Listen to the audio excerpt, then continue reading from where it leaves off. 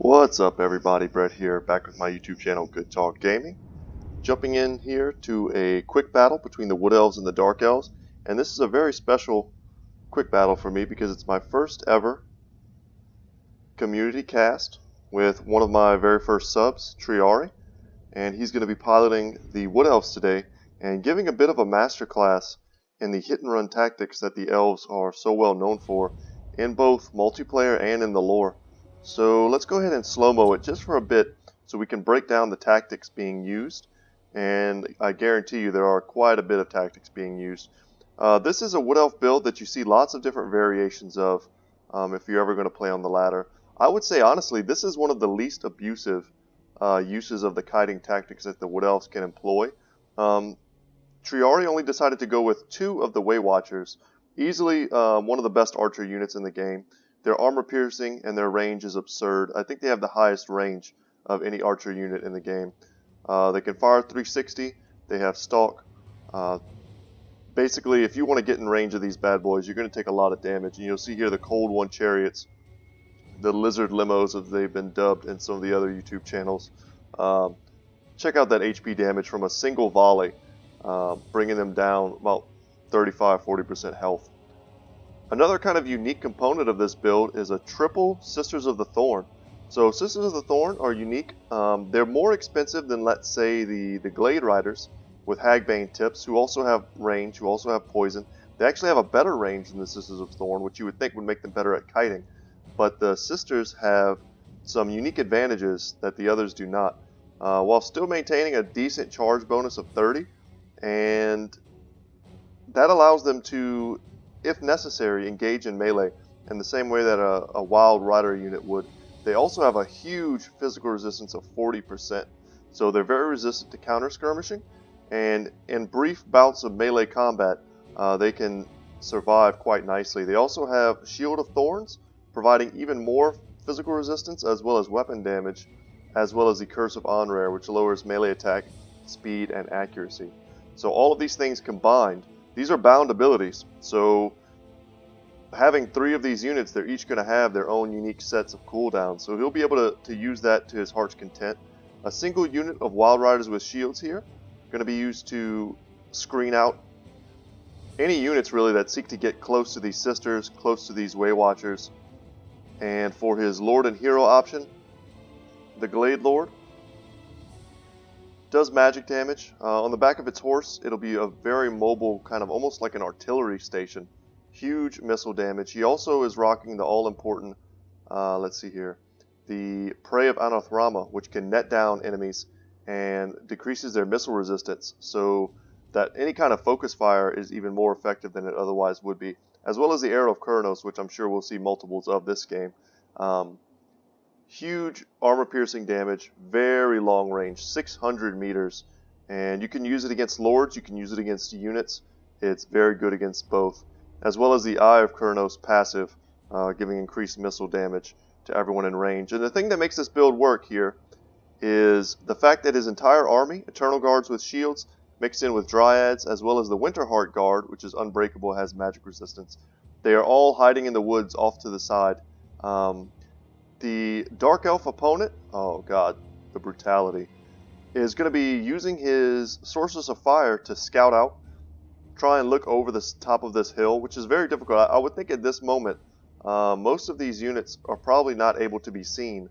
The only reason they can be seen is because the Sorceress here is on her Dark Pegasus, and she's kind of gone over this hill, so now they should have line of sight of these units. But that was going to prove to be a costly mistake. With Prey of Anathrama down, she's going to suffer massive focus fire here from the Way Watchers. I would probably also bring in the Sisters of the Thorn to apply that poison and to ensure that she died.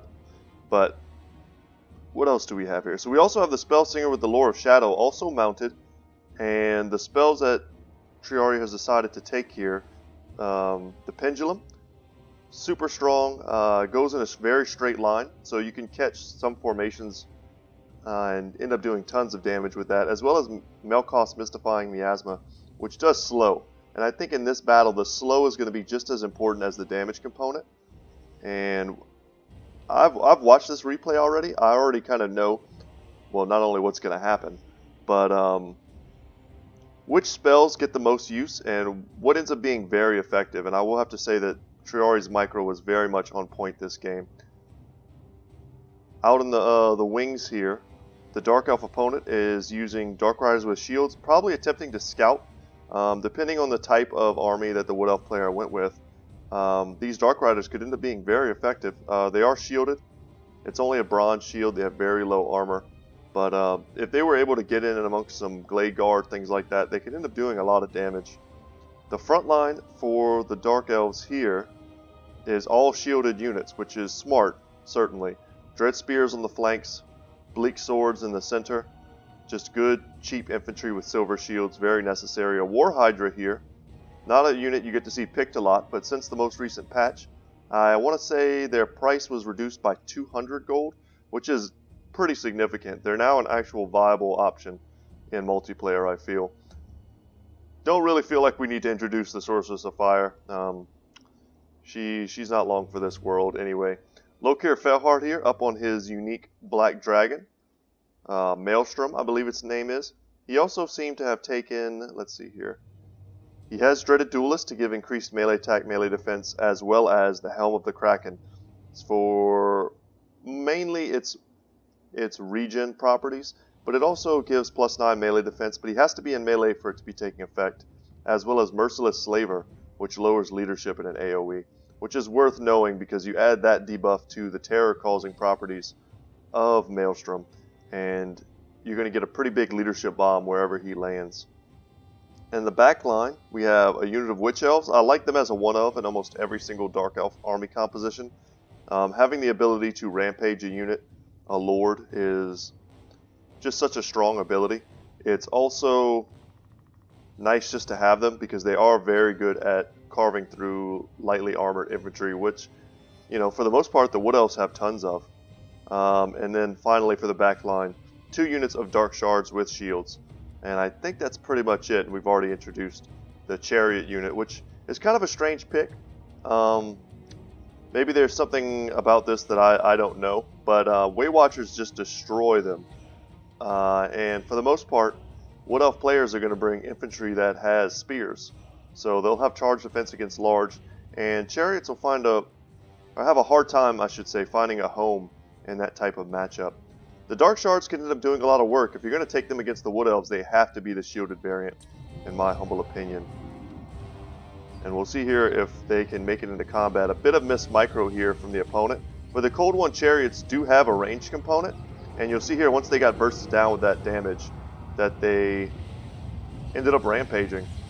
And we'll see if they even make it into combat. Nope, they surely do not.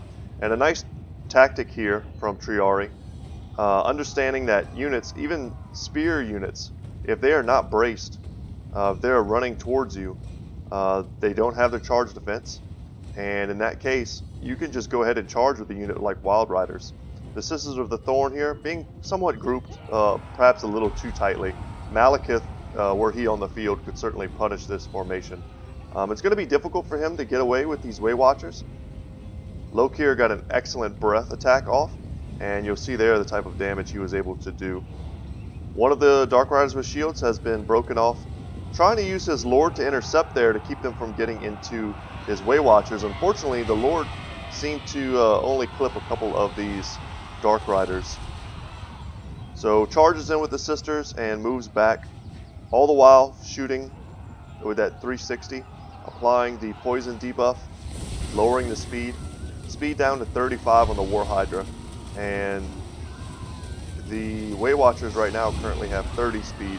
He's also given them the Shield of the Thorns for that physical resistance, which is going to hopefully help them get out of melee without sustaining too many losses.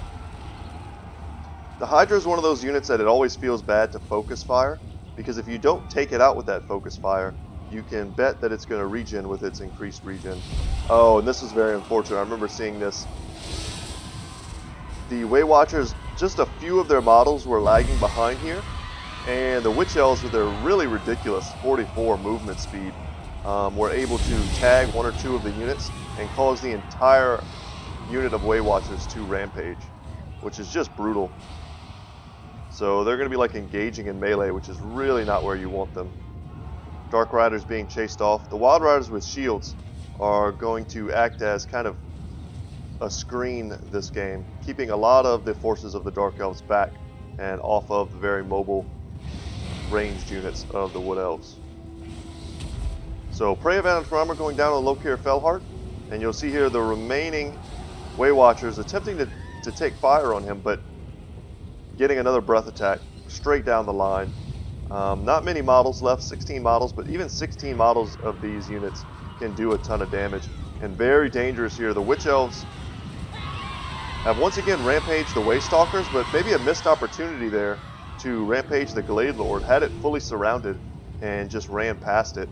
Had he been able to, I'm assuming that our opponent is valuing the death of the Way Watchers over the potential to kill the Glade Lord, but a charge from Lokir into a rampaging Glade Lord, I could have definitely seen that causing a lot of damage. In the meantime, the Wild Riders have just been harassing the back line, keeping the opponent off his game and forcing him to kind of stagger his engagement. Pretty unfortunate.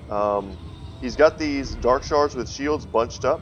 It seems like the Wood Elf skirmishing play is really taxing the micro of the Dark Elf player, and I don't blame him for that. Any player, I don't care how good you are, your micro would be taxed in a game like this. And you'll see here their heavy armor piercing damage is now going off into the Way Watchers, but a big pendulum there, huge damage, 50% HP gone from this unit, and about 10 to 15% gone from the other, and that's going to trigger their Murderous Prowess. So they're going to be better in melee, but it's kind of like, so what? You know, there's no one to fight. They should have been using, perhaps, their Dark Riders with shields to search for the main army of the Wood Elves. So an experienced player, I think, would have seen the army composition arrayed before them and realized that that couldn't have been all of the gold spent. There has to be a large number of troops somewhere. Also, if you look up here, you'll be able to see the unit count. Just a quick count here, you're like, okay, I see 3 Sisters, some Wild Riders, a Lord, 2 Way Watchers. Okay, so where's the other, several hundred units? And then you take your guys and you scout, and you force the Wood Elves to come to you. Then you shift, you find them here in the forest, perhaps with your Sorceress with a Lure of Fire, and then you just shift all your army through the woods to not take missile damage. Melkoth's Curse of Honor here to lower their speed to keep them from catching them.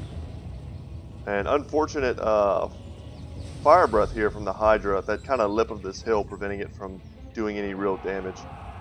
But you can, essentially, you need to find the Wood Elves' main army, and you need to not take the engagement that they want you to take. You have to expect things like Prey of Anathema, so you can't allow, especially very squishy targets, to get out and ahead. But also, I mean, we saw how hard Lokir Felhart was dumpstered by just a few of the Way Watchers. And they're such a hard unit to counterplay, but if you expect it, if you go into the game expecting that to be kind of the strategy, and another pendulum here, well timed, going to clip kind of the edge of that formation and tear into this one.